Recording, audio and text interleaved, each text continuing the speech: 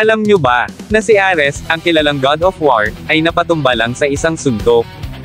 Tama ang narinig nyo. Sa Record of Ragnarok Season 2, Episode 4, isang eksenang di malilimutan ang nangyari. Nang makita ni Ares na naputulan ng kaliwang braso si Heracles, agad siyang kinabahan. Ramdam niya ang takot, at tila nawalan siya ng pag-asa para sa kanyang kaibigan.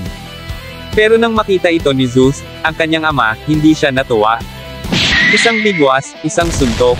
Diretsong mukha ni Ares ang tinamaan, at lumipad siya sa lakas ng tama.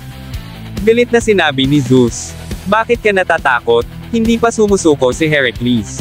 At sinundan pa ng, "Ang duwag mo." Sa isang iglap na tauhan si Ares. Naalala niya kung sino si Heracles, ang kaibigang hindi sumusuko kahit putol na ang isang braso. Ang kanyang greatest friend na handang lumaban hanggang sa huli. Yan si Heracles. Yan ang totoong mandirigma. At dito na nagtapos, alam kong bitin ka sa kwentuhan natin, kaya sorry na agad.